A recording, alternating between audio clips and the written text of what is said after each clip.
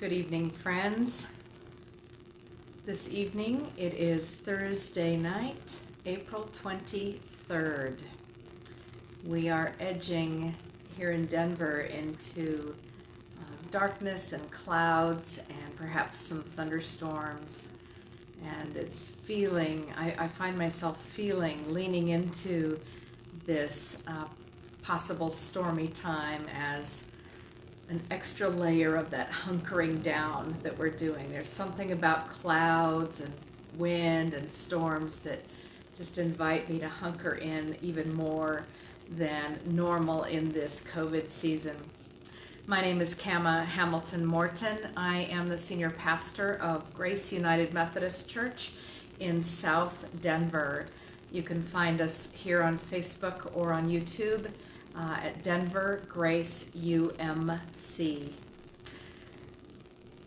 Wherever you're finding yourself this night, many of us, depending on the states that we're living in the country, are finding perhaps messages from our church leaders and our government leaders as far as what do we do now. There have been messages and mixed messages and uncertainty as far as how the next week or two may begin to unfold. And I find myself in deep prayer for all who may be balancing the desire to get out a bit, whatever that means for you, but also the extreme volatility of many of us walking around perhaps asymptomatically and having no idea if we would be putting another person at risk.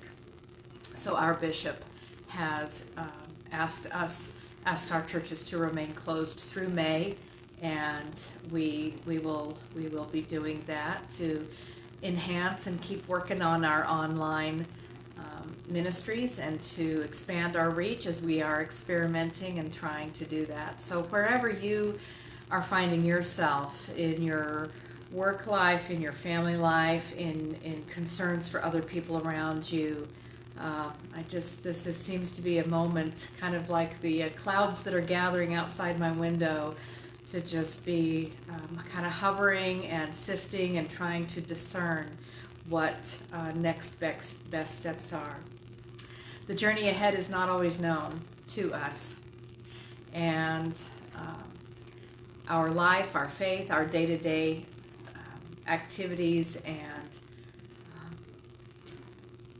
things that we're thinking about and writing about and speaking about to each other can seem clear in one moment and mysterious in the next. And so I found myself tonight drawn to this theme of, in this Easter season, of the stories of the resurrection and of new life, of being surrounded and shrouded in mystery. We, those of us in the more in the Protestant tradition, or those that come out of a non-Catholic tradition, Easter is often really cloaked in the happy, joy surface, the sights and the sounds of delight and happiness and woohoo and parades and all of that. And yet, I keep coming back to, on Easter, we honed in on the story that Easter came and while it was still dark. And so a couple weeks, almost 2 weeks later now, coming back around to this sense of mystery and the parts of life, both inside myself and beyond myself, and in our current state of living and being, that we do not fully understand. And we want to know what to do and what to do next, and what can we do tomorrow and what can we do next week. And yet there's this sense of settling and moving through shrouds of mystery as we are discerning with each other how to be together and how to engage this Easter season of new life. So I came back around in one of my Wesleyan prayer books. I'm going to be referring to two of them actually tonight. that just circle back around to a prayer, a hymn, one of the earliest hymns and prayers that talks about Jesus and the Christ and the sense of Christ's transformation through the resurrection. Comes in this little letter called Philippians. It's in the New Testament, and it's just a few pages. You might miss it if you're flipping through. And so it's called the Christ hymn, actually, and it's one of the earliest things that we have referencing this kind of what became this sense of belief that we acknowledge, that early Christian communities acknowledged about Christ. But this little snippet from that, Philippians 2, verses 6 and 7, that Jesus, being in very nature God, did not consider equality with God something to be grasped. I like that, this translation of the verb, something to be grasped, but made himself nothing, taking the very nature of a servant, being made in human likeness.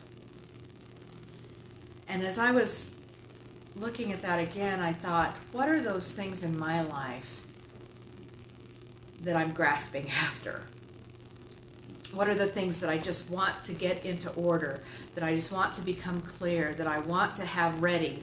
And if you look around, I have this little nest in my living room of stacks of books and papers and cards and computer and things right here in this little living room we're in.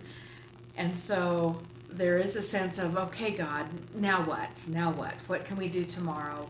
What am I called to?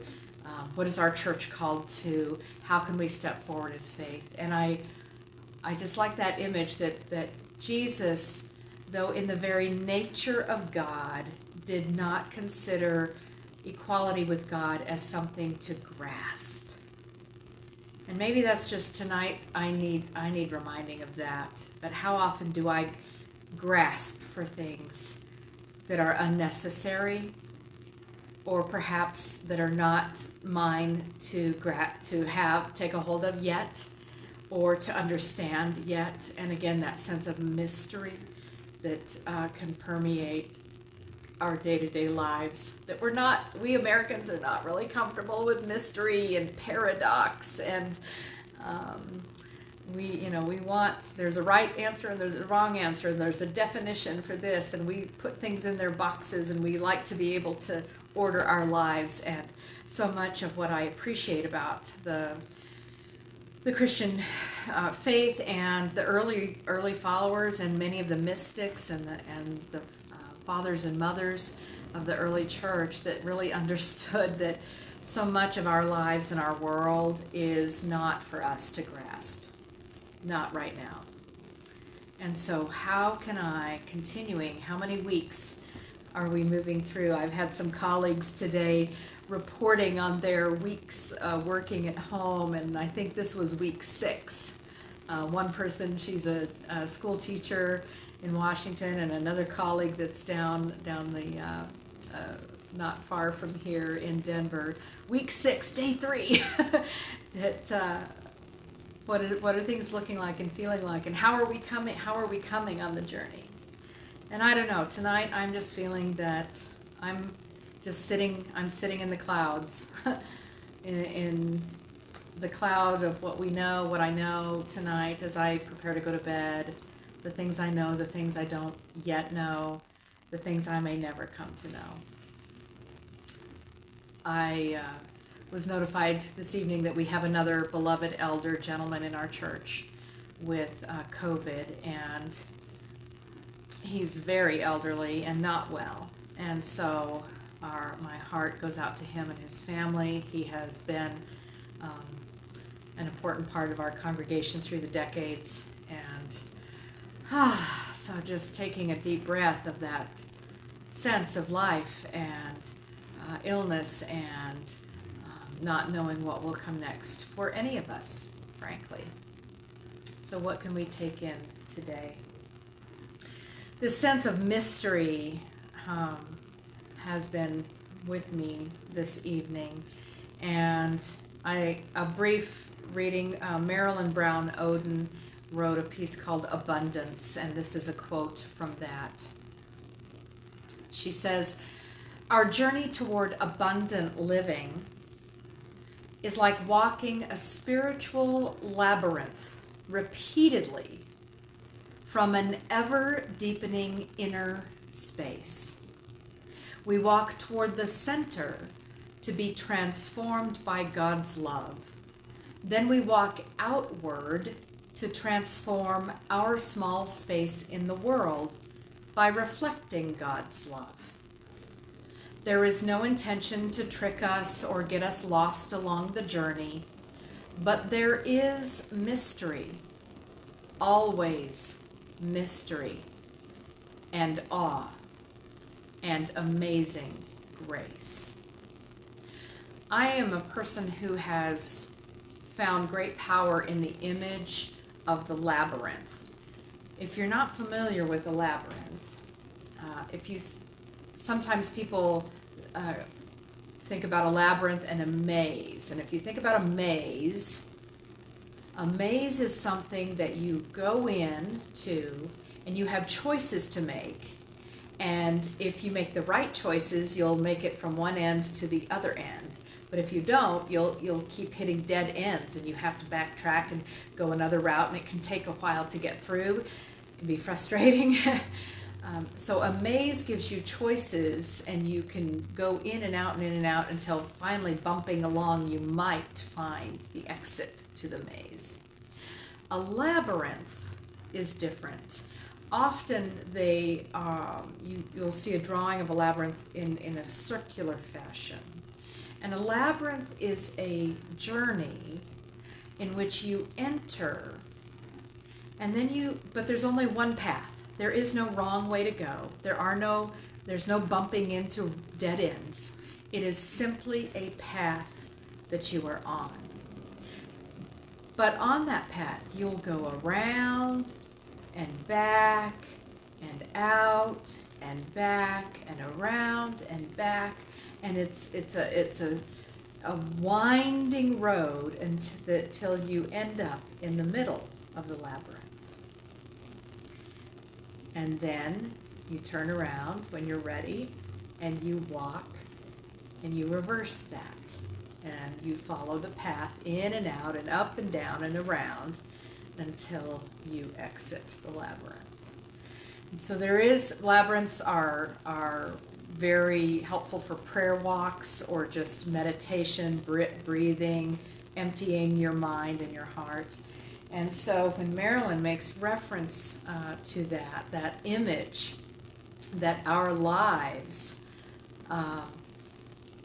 it's like walking a spiritual labyrinth repeatedly. So over and over again, our lives are like walking a labyrinth. So we go in toward the center to be transformed by God's love. And then as we walk back out through our life, to transform our place in the world by reflecting God's love. I just thought that was so simple. It was a simple little paragraph, but maybe just something I needed to hear and be reminded of this evening as I think about this sense of mystery and tiredness and uncertainty of what today will bring and what tomorrow and what the next day. It is a remarkable time. Last night we held a church council meeting via Zoom, which was our first one. It was great that people were able to join from their homes. But as we talked about worship and other activities in the life of the church through the year, one of our gentlemen who's in the vulnerable age group said, we're not going to be coming to things. It may be months. It may be a year. We don't know when we're going to feel safe to come physically to things, and certainly not in the way we used to do it. So it's such an interesting time for all of us, whatever you're doing in your life, in your home, school, or vocation, or family system, where are these new norms going to end up being? And how, at what point will we get from here to there? And I don't know, it's a very interesting thing to think about. And does that stress you out? Is that fearful to you? Or is it something that can be a part of an unfolding, that whatever comes, if we focus on that mystery, that heart of God, and what will be the best, the safest way that we can care for ourselves and for each other, and it may not look like the way we behaved before. Can that be okay? Can that truly be okay? So, my friends, as we think about us walking that labyrinth in and out toward the center of God's presence and out into the world, back and forth, every day, back and forth toward that heart of God and back into our little space of the world, reflecting God's love to others. You are an important part of that mystery of life and of rebirth and of new life.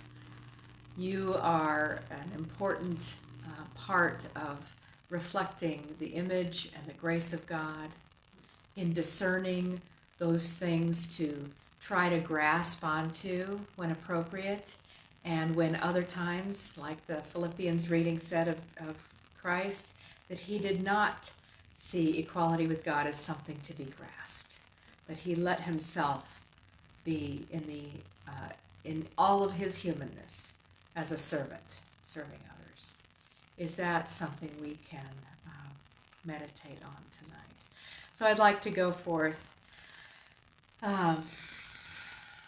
singing a little spiritual.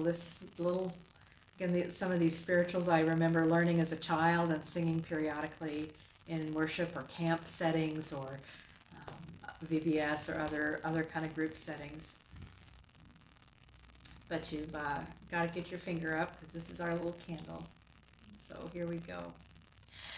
This little light of mine, I'm gonna let it shine. This little light of mine, I'm gonna let it shine. This little light of mine, I'm gonna let it shine. Let it shine, let it shine, let it shine. All through the night, I'm gonna let it shine. All through the night, I'm gonna let it shine. All through the night, I'm gonna let it shine.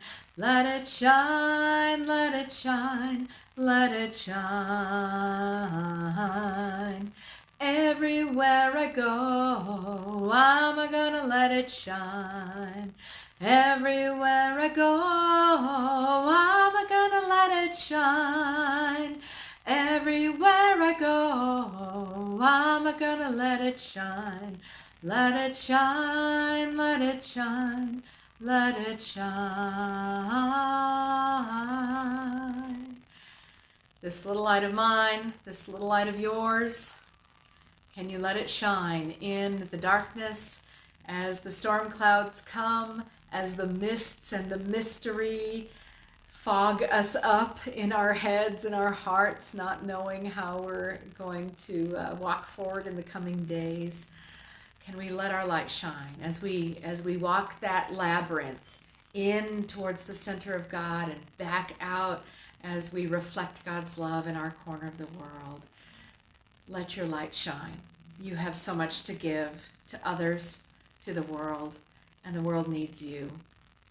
And may you reflect the light of God in your simple ways, wherever you find yourselves, through words you say, through cards you send in the mail, through phone calls you make, through heartfelt emails or texts, or through Zoom conversations with family or friends or colleagues.